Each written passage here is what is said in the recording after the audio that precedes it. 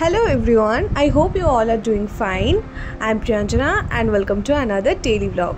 সকাল সকাল ঘুম থেকে উঠে ফ্রেশ হয়ে নেওয়ার পর যেটা সবচেয়ে ফার্স্টে দরকার হয় সেটা হচ্ছে গরম গরম চা আর বিস্কিটস। অ্যান্ড ওই যে বলছিলাম না সকাল সকাল দেখো আমার সকাল কিন্তু হচ্ছে 11টার সময়। যাই হোক, যতই দেরি করে ঘুম থেকে উঠি না কেন সেই সকালে উঠে কোনো মতেই ঘুমটা যেন কাটতে যায় না। তাই সকাল সকাল উঠে চাটা না পেলে কিন্তু একদমই দিন শুরু হয় না। চা খেতে খেতে যে খুশির খবরটা শুনলাম সেটা হলো মা আজ বাড়িতে আমের আচার বানাচ্ছে। আর আমি যখন বাড়ি ফিরেছিলাম তখনই মা একটা আমের আচার বানিয়েছিল যেটা কিন্তু ভীষণ টেস্টি হয়েছিল, আর সেটাই রিমেক করা হবে শুনে খুশি হব না বলো? সো আমের আচার বানানোর শুরুতেই ফার্স্ট একটা কড়াইতে কিছুটা তেল দিয়ে তার মধ্যে শুকনো লঙ্কা ফোড়ন দিয়ে নেওয়া হবে। অ্যান্ড এখানে এই আচারে যে মশলাটা দেওয়া হবে সেটা মা আগে থেকেই বানিয়ে রেখেছিল। গোটা জিরে, গোটা ধনে, গোটা মৌরি, পাঁচফোড়ন আর শুকনো লঙ্কা তেল ছাড়া কড়াইতে হালকা ভেজে নিয়ে সেটাকে গুঁড়ো করে নিয়েছিল। এবার সেই কড়াইতে বসানো তেলের মধ্যে যেখানে শুকনো লঙ্কা ফোড়ন দেওয়া হয়েছিল সেটার মধ্যে আমগুলোকে দিয়ে আর কিছুটা লবণ দিয়ে কড়াইটা ঢাকা দিয়ে দিতে হবে।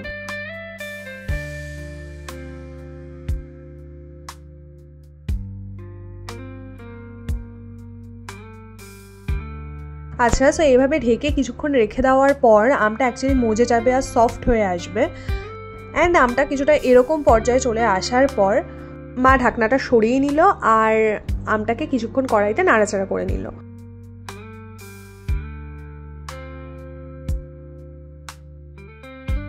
অ্যান্ড এখানে কিন্তু মা আগে থেকেই চিনিটাকে গরম করে গলিয়ে সেটা থেকে চিনি শিরা তৈরি করে রেখেছিল, সেটাই এবার আমটার মধ্যে দিয়ে দিল।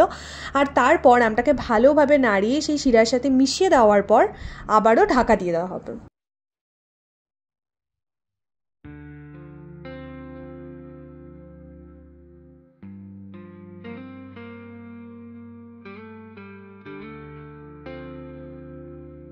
এরপর ঢাকনা তুললেই দেখা যাবে যে অলমোস্ট আচারটা রেডি, বাট এখনও তো মেইন ভাজা মশলাটা দেওয়াই হয়নি। সো মেইন ভাজা মশলাটা ভালো করে ছড়িয়ে দেওয়ার পর আগেই নাড়াচাড়া করে 2 থেকে 3 মিনিট মা ঢাকা দিয়ে রেখে দিয়েছিল।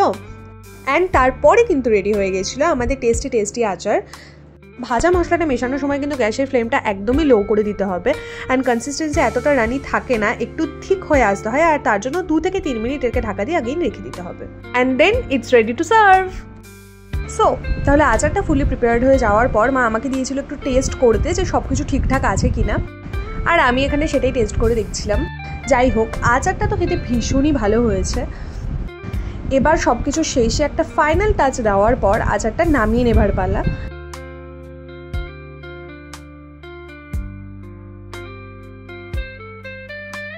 আমি তো বাড়িতে আমার মতো আচার নিয়ে খেতে বসে পড়েছিলাম, আর এই সব কিছুর মাঝেই বাইরের দিকে তাকিয়ে দেখি মাঝের 2 দিন খুব সুন্দর রোদ ওঠার পর আবার আকাশ কালো করে মেঘ করে এসছে। যাই হোক, দেন আমি স্নান করে এসে বসে পড়লাম লাঞ্চে। খুব সুন্দর সিম্পল একটা টেস্টি লাঞ্চ ছিল। দেন আর কি, লাঞ্চ করে আমরা সবাই রেস্ট নিয়ে নিলাম। অ্যান্ড বিকেলে উঠে আমি রেডি হয়ে গিয়েছিলাম বিকজ আমি আর আমার আঙ্কেল আজকে একটু বাইরে যাচ্ছি ঘুরতে। আগের দিনই যাওয়ার প্ল্যানটা হচ্ছিল বাট পসিবল তো হয়নি, সো আমরা আজ রেডি হয়ে বেরিয়ে পড়েছি। প্রথমে একটু টুকটাক এদিক ওদিক ঘুরলাম, একটু শপিং মলেও গেছিলাম, বাট সেটা না ক্লিপস নেওয়া পসিবল হয়নি। দেন চলে আসলাম এই রেস্টুরেন্টটাতে, এটার নাম হলো টার্মিনাল 1। অ্যান্ড এটা কিন্তু আমার বাড়ির একদম কাছেই। সো আমরা ফেরার পথেই বলতে পারি রেস্টুরেন্টে ডিনার করতে ঢুকেছিলাম। রেস্টুরেন্টের অ্যাম্বিয়েন্সটা তো বেশ ভালো ছিল, আর আমি এখানে মোটামুটি 2 থেকে 3 বার আগে এসেছি। অ্যান্ড সেদিন অ্যাকচুয়ালি কোনো বার্থডে পার্টি চলছিল, তার জন্য পুরো রেস্টুরেন্টটা এরকম বেলুন দিয়ে ডেকোরেটেড ছিল। দেন আমরা আমাদের মতো মেনু কার্ড দেখে অর্ডার করে দিলাম। অ্যান্ড এখানে বসে আমরা ওয়েট করছিলাম যে খাবার কখন আসবে। And here comes of food. আমরা অর্ডার করেছিলাম chicken do pyaza, masala kulcha and mushroom fried rice. তাহলে চলো আর কথা না বাড়িয়ে খাওয়া দাওয়া শুরু করা যাক।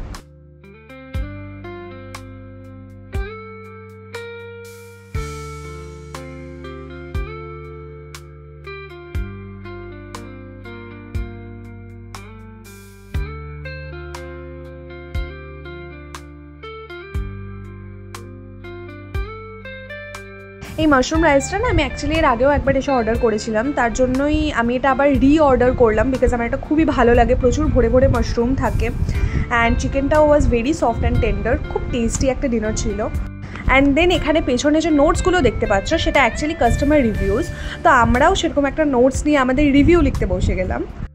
এখানে রিভিউ লেখার শুরুতে কিন্তু ফার্স্ট রিচার্জের নাম লিখতে হয়, দেন ডেট, অ্যান্ড দেন নিজের রিভিউ শেয়ার করতে হয়। সো মাঝখানে আমরা ডেটটাই ভুলে গেছিলাম অ্যাকচুয়ালি যে কত তারিখ আজকে, বাট দেন যাই হোক কোনোভাবে ডেট তো মনে পড়ে গেছে and we shared our honest review. এতক্ষণ ধরে লেখালেখির পর তারপর দেখো এখানে রিভিউটা সুন্দর করে লাগিয়ে দিলাম। এই ব্যাপারটা কিন্তু আমার বেশ অন্যরকম অ্যান্ড ভালো লেগেছে, তাই এটা তো ট্রাই করতেই হতো আমাদের।